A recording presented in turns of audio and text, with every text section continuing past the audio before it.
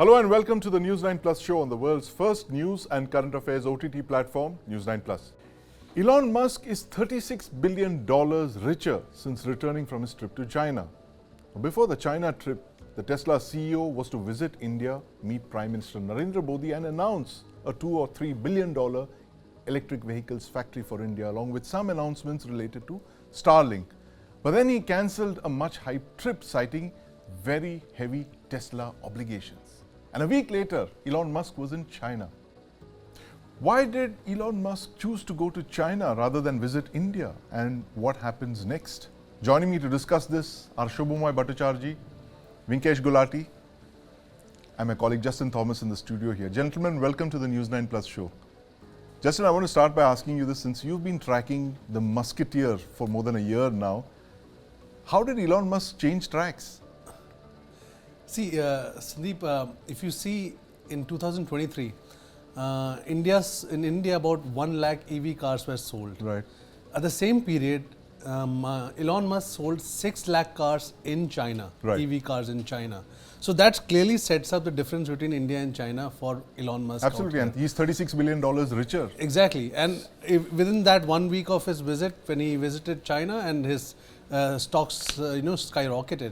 But the bigger point out here is that China is much larger market for present and immediate future for Elon Musk. Yes. Because right now the EV ecosystem which is present in China is nowhere close to what India requires or India needs to be there right now. Yes. So also the future developments that he has invested into is China, the Shanghai market. Right. At the same time, he is facing challenges from the Chinese competitors. Absolutely. So BYD is a big concern. They're breathing to overcome down his that, neck. Yes. he has gone there with a concept like the autopilot cars concept that he has got, which has not found many takers in the United States, his home country. It's regulatory issues there. But I want to bring in Subhomoy, Justin.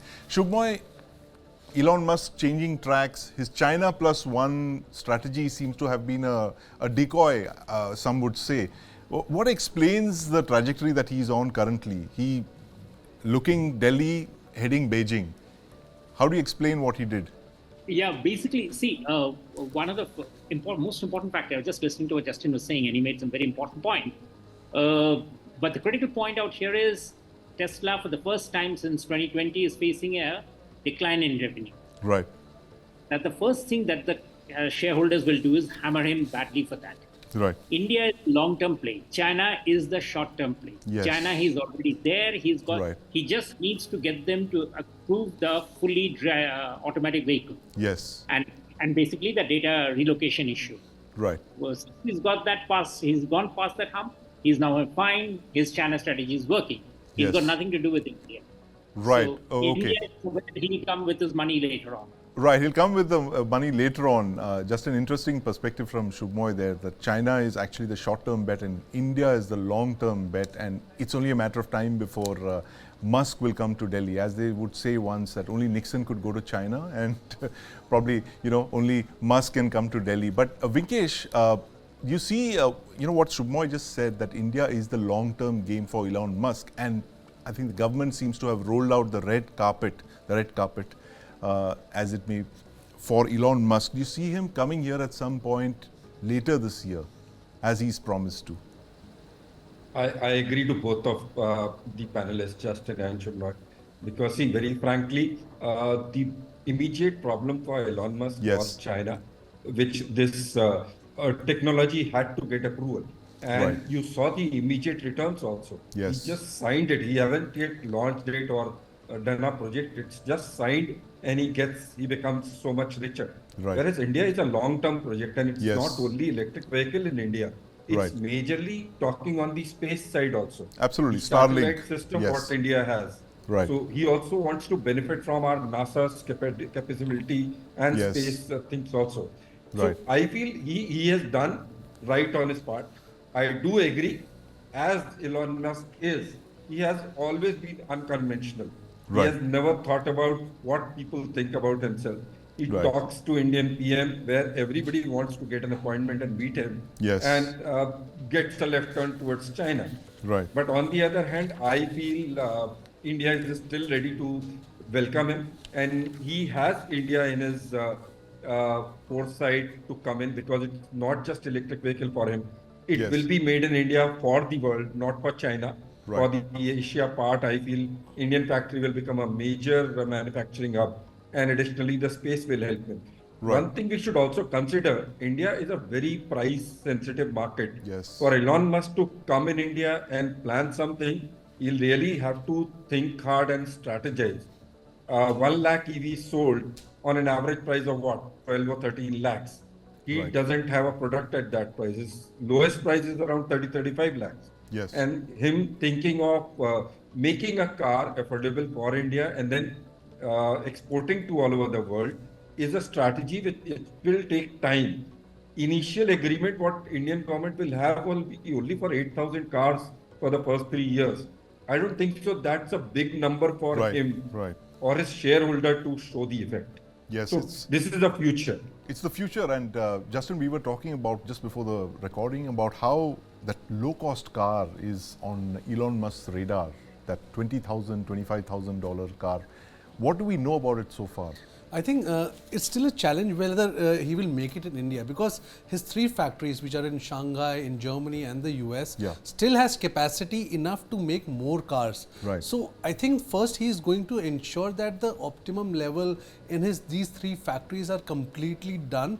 Only then he will think of getting into the Indian market, because at the same time, because he has dropped his prices, car prices, because of the fierce competition, yes. competition from the Chinese. Right. So obviously his revenue is gone down. Revenue is going down. His shareholders are Right. on top of him. So Right. he has to ensure that whatever existing resources that he has got, he's got to build there first. So I guess that's how it's going to come in India, that probably in his other factories, wherever there is space available, he will start off with that sub 20 lakh region, that car, that electric car that is suitable. He will try to, obviously the EV policy that India has rolled out, he will latch on to that, because it has that 3 period time period to build up a facility out here. So he is going to get that into it. But I think the major focus right now is that he's able to get those new cars, new design concepts out from this existing facilities, Right. and then push that into India, and from there gather momentum and see where it takes it. Yeah, absolutely. Gather momentum and see where it takes him. Subhomoy, you were talking about a long-term play, India being the long-term play for Elon Musk, and he's got a lot of plans for India. Just break down for us what you see in the next couple of years, how India becomes very key to Elon Musk's business empire. The one important part about there would be what I talked about, data. We in India have a very strict data localization rules. Yes. This is there for the financial sector. Elon Musk has just said and got the deal in China with speaking with Premier Li Keqiang that the data will be transferred to US. That is a very new regulatory issue which India will have to factor in. Because the fully automatic cars, of course, are not coming immediately into India, but Yes. before it commits its investment, would want clarity on that. Especially because, just like China, India offers very interesting driving patterns on roads. Yes. So Right. that gives a lot of chance for the fully automatic cars to improve their capacity. So it's definitely something which is very important. The China visit was basically a way also. I mean, when Right. we say it's long term, and obviously it's long term, but it's also a way of telling India what are the things that Tesla would want. Remember, one thing, Sandeep, industry leaders like Yes. Elon Musk or Zuckerberg, they are now much more significant than visits of heads of state. Yes, absolutely. So Yes. when they come calling and when they make discussions with countries, Right. those are far more salient, because they move not billions but Yes. trillions of dollars across national borders. Right. So therefore, also a learning lesson for our bureaucracy in Yes. terms of understanding how to deal with these very heavy technocrats.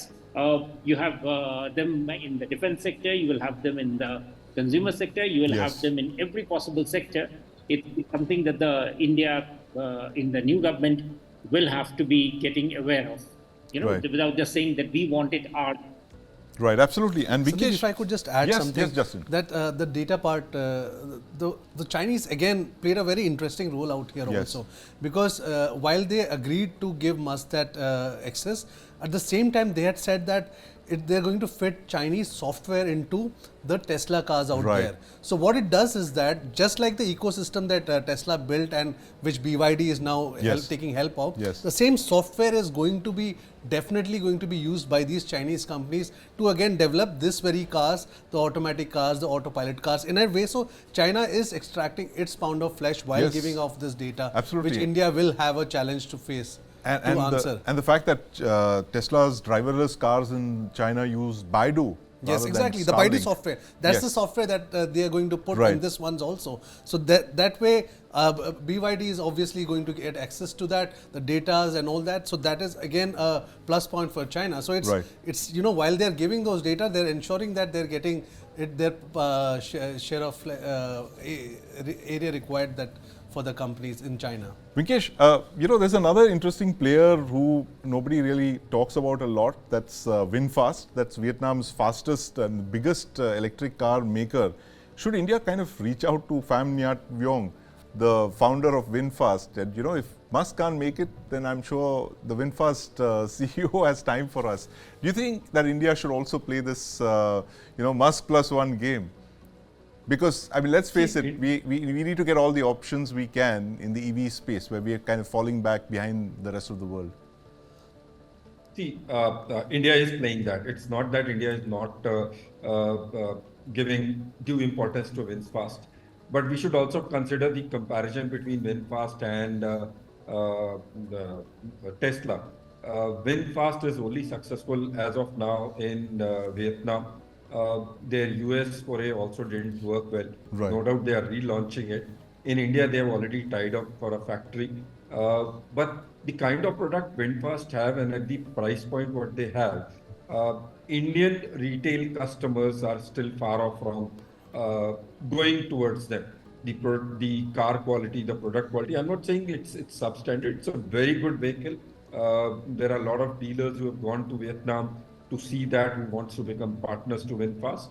But both are different segments and both are different. Both will have a different effect to the India. We need a VinFast also and a Tesla also. Because Tesla will become like an Apple, what mobile industry has happened in India because of Apple coming in. Yeah, that's a good comparison. But with VinFast, you can't expect that. VinFast is still in a nascent stage of becoming an EV leader or even a matured player in the EV market. We can talk about BYD, we can talk about Tesla if we want to talk about pure EV players, but not VinFast. And overall, if you talk about the auto retail market, we are still not sure if Tesla will come through dealers or it will come direct to customers. But we are one thing very sure, that with Tesla coming in, the electric vehicle product quality, the electric vehicle market will see a boom. Even if Tesla comes with a 20 lakh, 30 lakh vehicle price, but the kind of adoption which is today is restricted due to many myths and issues will be over. And we'll see a major jump in acceptance of EV vehicles, and the ratio which is just below 2-3% will at least jump to 10% what government wants. And double-digit figures. Absolutely. Interesting times ahead, Justin. And you know, it looks like aayega to Elon Musk hi. But what's your prognosis? How many months is it going to be? He said later this year. I still doubt that it could be later this year or it's going to be a further out. But he's going to definitely come. That's for sure, because the policy that he has got from Indian government ensures that he gets a step hold. Obviously, he's going to have an Indian partner that is required in a sense that to ensure that the local requirements are met with. But he has clearly, because an expert recently said that China is a must-have market and India is a nice-to-have market for Musk right now. So that's the current situation. But there's no doubting the fact that if Musk needs to sell more cars, he got to come to India. Absolutely. And India is the market ahead. China is the current market, but India is the future. Must have versus nice to have. Nice to have. Must have versus nice to have. But thanks very much for breaking it down. Musk's vanishing act, Subhomoy, Vinkesh and my colleague Justin Thomas here in the studio. Thanks for breaking up Musk's vanishing act. There's more to that, more to Musk than just that one visit that he deferred. India is the long-term game for Musk, and we'll be tracking that story very closely here at News 9 Plus. Elon Musk's surprise visit to China and deal for Tesla has left India in shock. Now there's an increasing rivalry between India and China, two of Asia's largest countries and most dynamic economies. My colleague Justin Thomas spoke with Anindya Ghosh, Professor of Technology and Marketing at the NYU Stern School of Business, and he asked him about whether the Indian market is ready to handle the EV ecosystem. Have a look.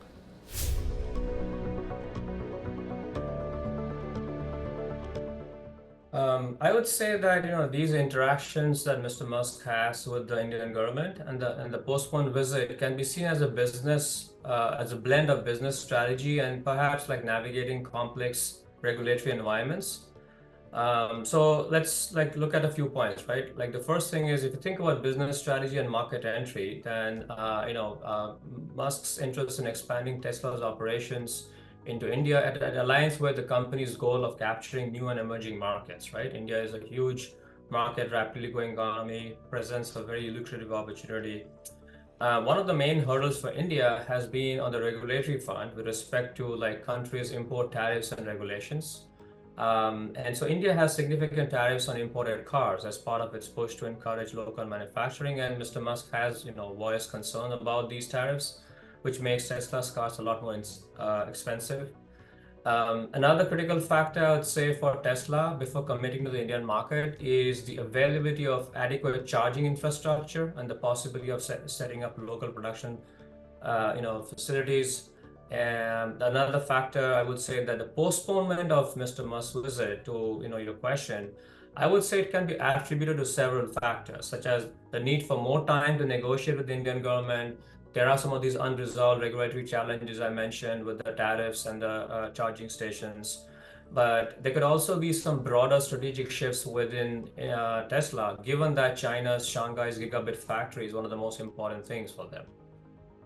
So this is how I think about, his interaction with the government is a combination of business strategy and some complex regulatory environments.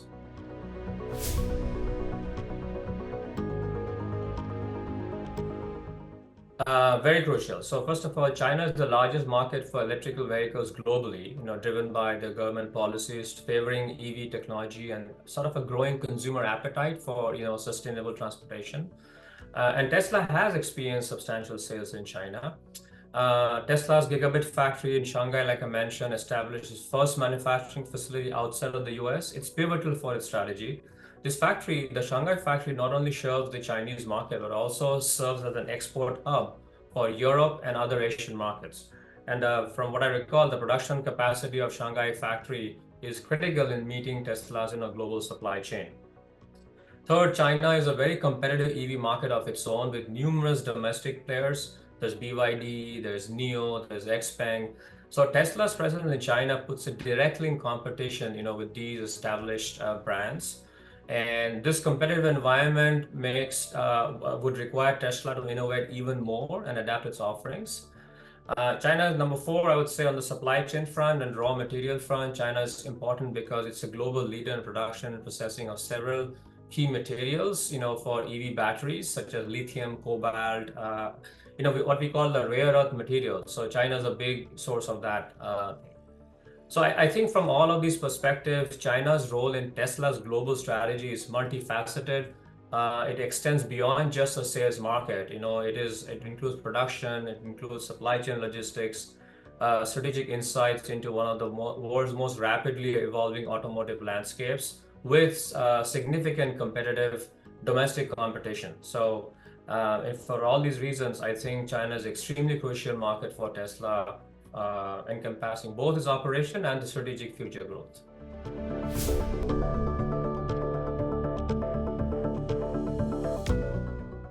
Look, it's hard to read anybody's mind, especially someone of that stature as Mr. Musk. But I would say it's probably a combination of both. I do believe that, at least here in the US, I hear a lot about the genuine desire of Tesla to have a significant presence in India. I think that is a genuine desire. And so there was this talk that they would be investing like $2 to $3 billion in Chennai, for example, in a factory. I don't think that's made up. I think it's a matter of time. At the same time, I think given the importance of Tesla's role in China and China's role in Tesla's future strategy, it may also be a short-term, strategic behavior whereby given the fact that China and India politically are not in the best terms, so it may be a strategic behavior as well. But all with that being said, I genuinely believe that Tesla recognizes the value of the Indian market for electrical vehicles. Look if you look at the last few years, every major Western global brand has now put India on its radar. India is like the number one country on the map of most Western well-known global brands. So, and Tesla and Mr. Musk is right up there. So I think it's a matter of time.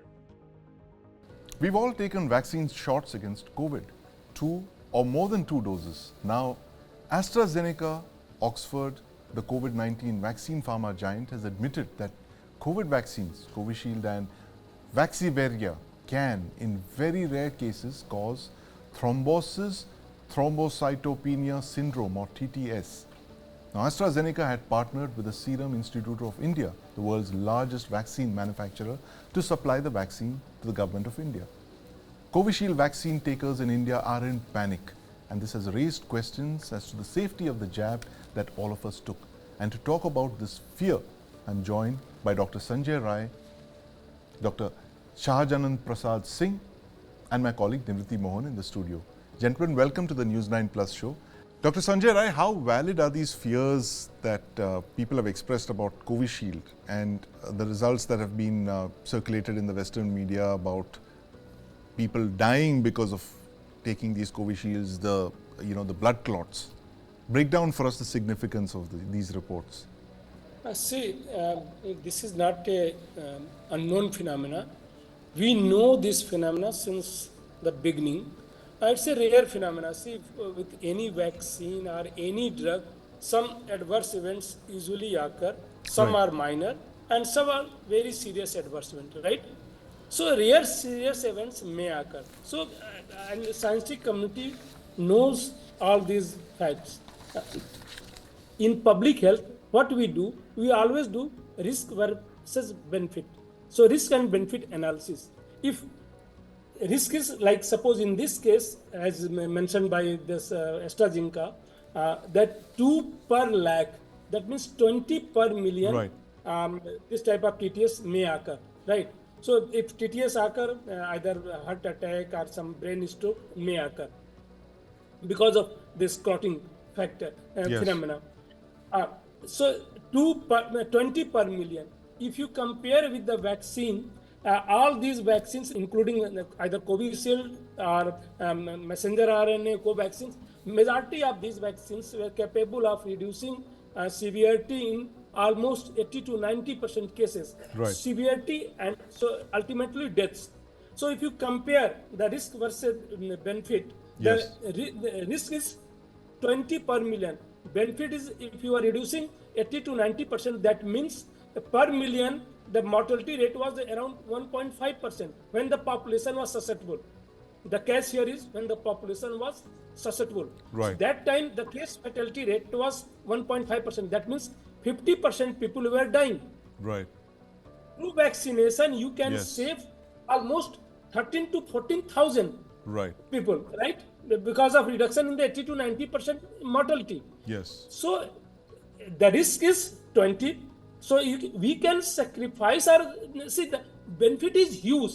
Even it's beyond any comparison. So you cannot say that vaccine was harmful.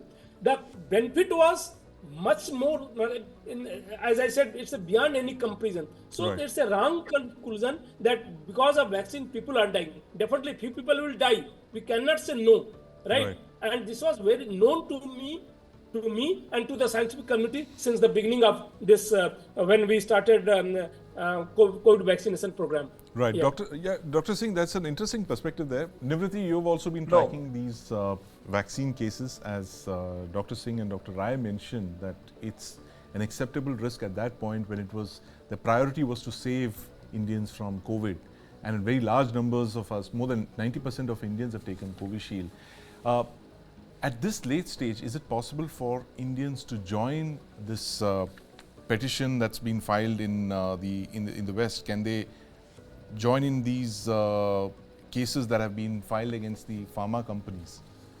So I was seeing the website of Ministry of Health, in which the number of deaths up to 1st of May 2024 is more than 5 lakh. Right. So in 2020, the risk of not making a vaccine, or it was very, very important at that time to bring a vaccine as soon as possible, because time at that time was like gold dust. You could not afford to lose any amount of time, because it was any amount of time lost meant a death of some citizen in the country.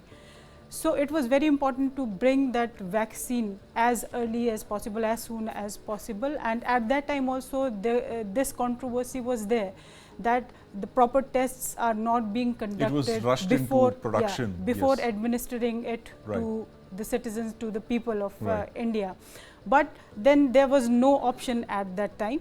But yes, right now, because if we consider the figures of people to whom the vaccine has been administered, there is about 2.2 lakh vaccinations has been done in India as part of the biggest vaccination program in the world.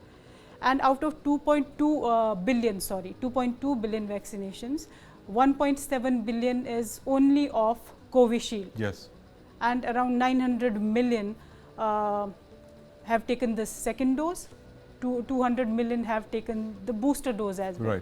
So everyone, including me, I think you must have also taken Covishield. So everyone is worried, whoever has taken Covishield. It does not matter that who is having the rarest of the rare effect. It can be me, it can be you, it can be any. I get your point. So it's basically else. What Doctors Rai and Singh have been saying, that it was an acceptable risk at that point. But Dr. Rai, now it's been a long time since most Indians have got their 3 shots, the 2 shots plus the booster. Is there any risk whatsoever of TTS at the moment now, or is it just something that is a post-vaccination phenomenon?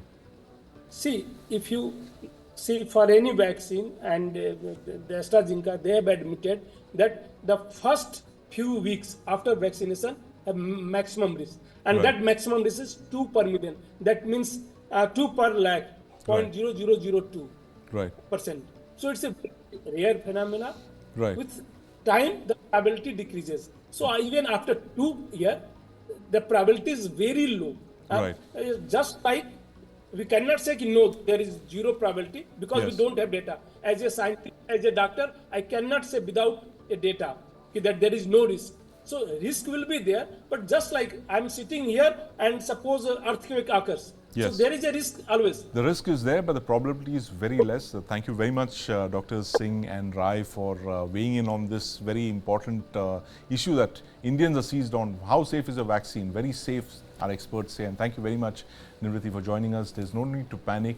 It's a very, very small percentage of people that were affected by the initial doses of the vaccine, and that at that point was deemed an acceptable risk.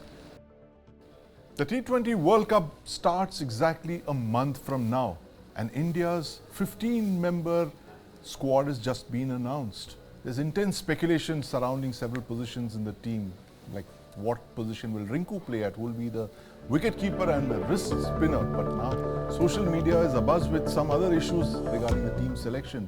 So to decipher all of this, we have with us Rakesh Rao, cricket journalist, and my colleague Ashish Sharma in the studio here with me at News9 Plus. Ashish, break down for us the speculation before we move on to Rakesh about, more information on the kind of team selection and all that. What is the kind of intense buzz that was surrounding team selection of the T20 World Cup? So, Sandeep, my take is that the selectors have played safe. They've gone on reputation mostly. So, which is why somebody like a Hardik Pandya is playing as an all-rounder on form, and not on form, but on reputation. We don't have a genuine finisher which is Rinku Singh, who's not part of the squad now. He's been put as reserves. Right. So only if somebody gets injured does Rinku get to play. Yes. But they've also done some good selections. The selections of Rishabh Pant, everybody is looking forward to that. Yes. Sanju Samson is doing very well as captain and wicketkeeper batsman for Rajasthan Royals. That brings in. But there are 5 spinners playing. Yes. And 3 of them are left-arm spinners. Right. We don't have any off-spinner. There's no Ravichandran Ashwin. Yes. There is no other off-spinner like Washington Sundar who could bat as well. Right. So that is a little lopsided with me. Maybe, Rakesh would agree or disagree on this. Yes, absolutely. Rakesh, Hardik Pandya's form with the ball is being questioned off late. What's your take on this? There's been tremendous speculation about his fitness as well. My take is pretty straightforward. What is he doing in the team? Okay. Does it deserve to be there? Right. The answer is no. Right. I mean, a guy who hasn't played before the IPL, he just makes it just in time for the IPL, like most of those injured names that you see on the list. They all are pretty fit to play their first match for the IPL. And Hardik was no different. So he made it. And what has he done thereafter? Right. Did you see any great skills in him his name is as though the selectors sit down and they first write the name of Rohit, the captain, and the very second name which they write is Hardik Pandya. Hardik Pandya. The reason it surprises me, and I've been pretty vocal about it, that first you have to make things very clear that, because those days, I remember, for the last at least 40 years, the better part of it, we journalists would go and once the team is announced, during those days, from the 80s, when the teams for the World Cups used to be announced, we would ask questions. And the questions were taken by the convener of the board, the convener of the selection committee, who used to be the, the secretary of the board. Yes. Thereafter, it became the job of the chairman of the selection committee. Right. But for the last few years, the board has very quietly and smartly, they've just stopped doing it. Yes. And now you don't have even, you can't seek answers to the question. Yes. That is actually, begging for answers. So this particular team, if you ask me, Hardik, as you asked, I feel he doesn't deserve to be there, number one. Right. Number two, as my friend very rightly said, a team which has, you have 2 left-arm spinners, the third one who is obviously a Chinaman, again a left-armer. Then you have a wrist spinner, no off-spinner, absolutely stupid. And then it shocks me again that you in a country that has more than 35 first-class teams, you don't have one off-spinner worthy of making it to the 15. Right. My point. Yes. And then also one more thing, that you also in this kind of a mix, you have the luxury to have a replacement for Jadeja, because Jadeja and Akshar only one will play. Right. Any given time. So you have that luxury in the team of that guy is there. And then you have somebody like Arshdeep. Again, what is he doing in the team? What has he done in the last whatever? Either you take IPL as the one for you to see people's forms. Yes. If that were the case, then Harshal Patel should have been in. Can you imagine Harshal being in the team? No. Right. Now, if he couldn't have, because now I'm going entirely with the number of wickets taken. Arshdeep is nowhere there. So why Arshdeep now? Right. Why Arshdeep now, indeed? And Ashish, this other point about Rinku Singh not being there and Shivam Dube being in. Yeah. What's your take on this? So I think that is to me a good move, because Shivam is one of the 2 all-rounders. So if say Hardik misfires, and which is likely, Shivam Dube has been doing very well in the IPL. Yes. He hits a long ball and he can bowl. So we have very few all-rounders going there. Yes. So Shivam and Hardik are the 2 all-rounders. Right. Rinku Singh could have been a finisher. Right. Rinku Singh he's done really well in all the opportunities he's got. Yes. He's an inspired player. He's, played in any slot, in batting slot, and done well. Right. So we don't have a bona fide finisher in this lineup. Yes. As you and mentioned. One of these people, if say Akshar was to play, he might end up doing the finisher's job. But if Rinku was around, he's a match winner. So I think that's a big omission. We don't have a finisher like Rinku in the team. Right. Right. Rakesh, what do the US pitches look like? Are they anything like Australia's fast pitches, or could they, No. could the team selection have anything to do with this? The spinners, the large number of spinners, for instance, as you mentioned. See, because they have taken them primarily because you really don't know what to expect there, because there the wickets are not the traditional cricketing wickets, which where you see that they will be wear and tear, so you relay it and see every pitch, every cricket playing nation, where the wickets are made, they have certain certain mix of, you say, okay, there's a red clay surface, like black clay surface, and so on and so forth. There also you're going to have wickets made of these, but the point is how much cricket has been played on it. See, it is very easy for you to go to you can go to an African country, or you can go to even in like Europe. You can go, or if you go to a country like a non-cricket playing country, like Indonesia, China, Malaysia, you can go and prepare wickets there. There's nothing wrong with it. But the point is, what will be the nature of the surface? Much depends on the soil, the local soil. So there, I think it is going to be pretty flat, because they are not going to take any chances with that. They are going to make it firm wickets. There, the very idea of you're taking so many spinners. I mean, okay, because spinners have always believed that, look, we don't want a rank turner. Even if the surface offers us a fair amount of, like a bounce, that is good enough for us, because we don't have to necessarily depend on getting the ball to turn, but we can also get the ball to bounce a bit. We can, hit the seam, cross seam or whatever, and turn the ball, because these guys are primarily wrist spinners, so they can still do it. And somebody like Jadeja, Akshar, if you look at them, they are pretty off. They are the ones whose ball need not turn so much, but once it hits the surface, it tends to skid. So that is why they're there. It is not because they are huge turners of the ball. Yes, absolutely. And Ashish seems to be, when in doubt, resort to spin. That's the old Indian saying. See, but I think Rakesh would agree that the West Indian, the Caribbean leg of the tournament is where the pitches have turned slow and low. And that is where our spinners, particularly like Jadeja, could come in handy.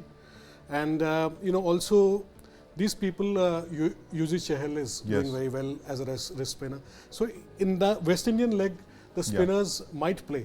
But I don't see all of them playing simultaneously. Like he said, either Akshar or Jadeja could play.